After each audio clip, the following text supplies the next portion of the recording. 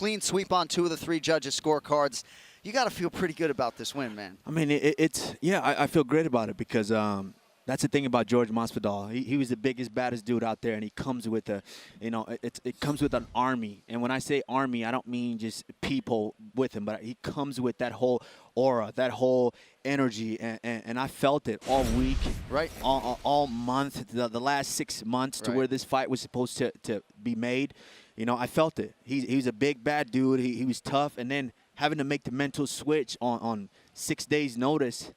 It was a tough one, but, you know, that's what I do best. When the going gets tough, I get going.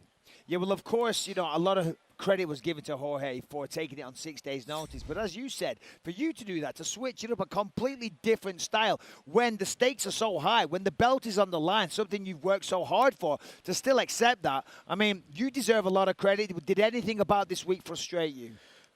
No, I wouldn't say it frustrated me because this is when you're champion, you have to be able to do it at the drop of a dime. And, you know, just kind of watching some of the great champions from the past, from different sports and different just athletic events. This is what champions are made of, being able to make that switch and still go out there and rise to the occasion. And George is a tough dude. Like, we all knew that. We knew he was a gamer. And he showed it tonight. You know, he didn't break. He stayed in the fight. He kept fighting. You know, there was a couple of moments where I was just testing him. I was hitting him to the body just to kind of test his will and see where he's at. But he never wanted out. He stayed in there. And, you know, but I did what I did best, and that's dominate. This was a most unusual fight week for you. I don't think a lot of people realize you were in Vegas, then went to Dallas, and you got here pretty late, had to quarantine. How was the whole week compared to a normal fight week in the UFC for you? It was tough. It was very, very challenging because you have to be able to like, I'm in Vegas. Everything is on point. I'm preparing for a completely different opponent, different game plan, and fights off. And as a fighter, Mike, you can attest to this. You know, once you sign a contract, mentally you're turned on. Oh, yeah. You're preparing for that fight. And then they tell you fights off. Okay, you turn it off. I heard the story. You cracked a beer for the first time in 10 months. Yes, I'm literally at the airport, and I'm screwing off the top of the beer.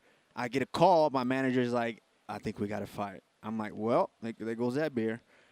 Close it back on. I gave it to someone, and I took off. And having to make that switch and knowing that I had put on 8 pounds that night before, wow, I had to get to work and get that weight off and then go back to Vegas, get quarantined, and then fly over here, quarantine for 48 hours.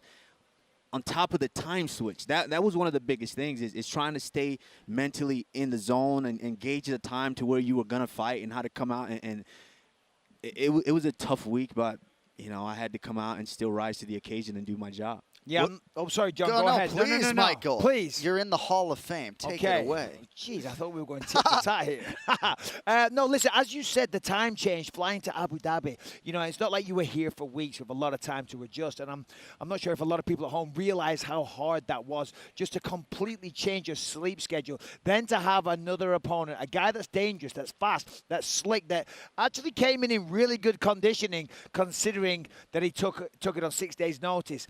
Is there anything about the fight that surprised you? Mentally, I wasn't surprised because everyone's saying, oh, he took the fight on 6 days' notice, but Masvidal has only one guy to prepare for. Yeah, you know, he was sitting at a position to where this was the only fight for him. Right. And the only reason this fight wasn't made earlier is because he was going through some contractual obligations, some contractual things. That was the only reason.